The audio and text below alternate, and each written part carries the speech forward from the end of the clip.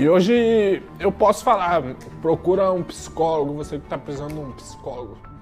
Comentada por Hendrick, Richarlison e outros esportistas, o acompanhamento psicológico vem dividindo opiniões. Meu psicólogo, primeiramente, é Deus. Eu não preciso abrir meu coração pra mais ninguém. Se eu tenho Deus na minha vida, eu não preciso desabafar com outra pessoa que não vai nem conhecer meus pais, não vai nem conhecer minha pessoa. Então eu somente tenho que conversar com Deus, tenho que orar. E pra mim, meus psicólogos realmente é minha família. Se eu tô com eles, eu tô feliz. E eles estão me fazendo bem. E eu não creio que eu não preciso nem achar uma pessoa que nem conhece minha família direito. Pra mim, meus psicólogos são minha família e Deus. Eu cheguei a falar com meu pai que eu ia desistir. Foi só eu assim, sabe, o que eu passei assim, depois da Copa do Mundo, é coisa de louco, tinha acabado de disputar uma Copa do Mundo, pô, no meu auge, então eu tava chegando assim, tipo, no meu limite mesmo, sabe, de, sei lá, não vou falar se matar, mas, tipo, eu tava Quase isso, né? Numa depressão ali, tipo, sei lá. E tava querendo desistir, velho. Hoje o Entrosamento em Dia vai te mostrar como que o Brasil foi revolucionário no acompanhamento psicológico dentro do esporte. E também vamos te mostrar como Pelé e Garrincha foram afetados na Copa de 58.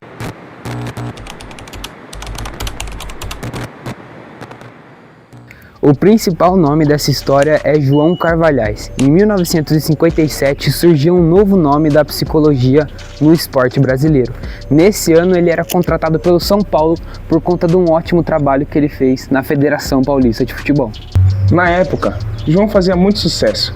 Isso porque fundou um laboratório de pesquisa psicológica na FPF. E isso só foi acontecer na Europa nos anos 80 com a Sala do Pensamento no Milan. Isso para você ver o quão revolucionário foi Carvalhais. Nesse laboratório eram realizados basicamente 10 testes cognitivos. Ele usava esses testes para ver o que os árbitros precisavam melhorar para poder apitar uma partida de futebol. Tinha o teste do tempo de reação, por exemplo, onde os candidatos, no caso os árbitros que tivessem resposta de mais de 50 centésimos de segundo, eram reprovados e não poderiam apitar os jogos.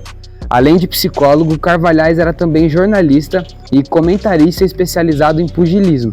Ele ficou conhecido inclusive como João do Ringue. Em 57, quando o São Paulo foi campeão paulista após 4 anos de jejum, Carvalhais foi mais reconhecido pelo grande público, pois teve uma atuação direta em uma substituição que mudou o rumo do campeonato. O diretor de futebol do clube disse que a decisão de substituir o meio-campo titular, Ademar, pelo reserva Sarará, o cara do título, foi baseado em estudos de João, que dizia que o reserva estava mais preparado psicologicamente para jogar a final. Esse belo trabalho, aliás, mais um, chamou a atenção da Confederação Brasileira de Desporto, que hoje é a CBF.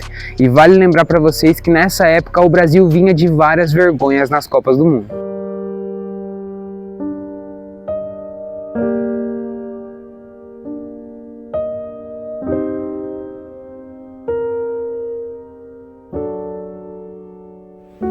Em 1950, aqui no Brasil mesmo, perdeu para o Uruguai no Maracanã. Essa partida ficou conhecida como Maracanaço. Na Suíça, outra vergonha para a seleção. A derrota por 4-2 para a Hungria nas quartas de final. O jogo, marcado pela violência, ficou conhecido como a Batalha de Berna. A torcida ficou devastada com as duas derrotas e criou-se o imaginário popular de que a seleção brasileira era fraca mentalmente. Era um time que caía na pressão e não conseguia resolver os grandes jogos. Principalmente por isso, Carvalhais foi contratado. Carvalhais passou a implementar os métodos que havia empregado no São Paulo na seleção brasileira. Ele realizou o chamado teste alfa do Exército, que era um teste usado inclusive para determinar a capacidade intelectual dos soldados. A forma alfa durava aproximadamente 50 minutos e determinava a capacidade do vocabulário e da aritmética dos jogadores. Era como se fosse um teste de inteligência. Os considerados menos capazes faziam uma forma mais básica, conhecida como beta, que basicamente era preencher desenhos incompletos. Isso tudo pode parecer bobagem atualmente, mas naquela época era uma revolução, os primeiros passos da psicologia com os atletas de futebol. Era basicamente os primeiros testes em atletas de alto nível. João, então, apresentou suas conclusões para a comissão técnica da seleção brasileira. Com tudo isso, as informações vazaram para a imprensa, o que deixou Carvalhais extremamente irritado. Com esse vazamento, os jornalistas, principalmente, viram que o rendimento de Garrincha era muito abaixo do normal, e a partir disso insinuaram que ele não começaria a Copa do Mundo. O impacto negativo do público prejudicou Carvalhais nos bastidores, mas isso tudo foi resolvido e depois Garrincha foi confirmado na seleção. Jogou e deu muito certo, a poeira baixou.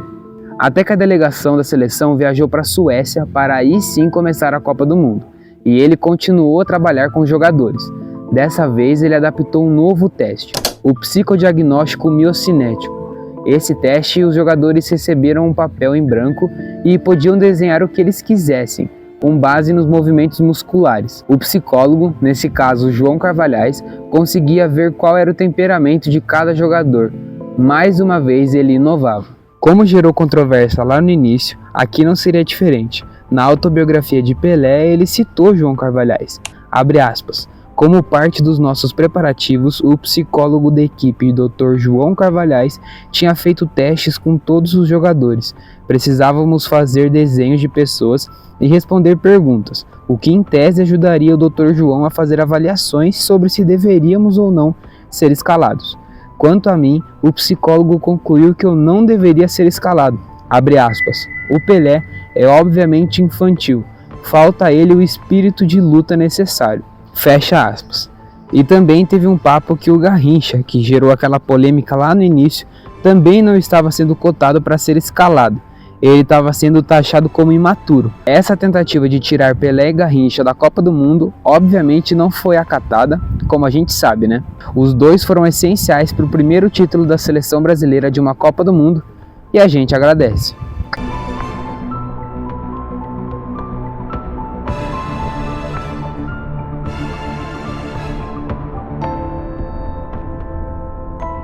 E esses erros, se é que a gente pode dizer assim, não foram a única coisa que João fez, assim como a gente mostrou muitas vezes aqui durante esse vídeo. João Carvalhais, além de implementar novos métodos que foram revolucionários para o sistema psicológico junto com o esporte, ainda fez com que a seleção brasileira perdesse aquele estereótipo de seleção fraca mentalmente que não conseguia decidir os jogos. Aquela seleção fraca psicologicamente ficou forte.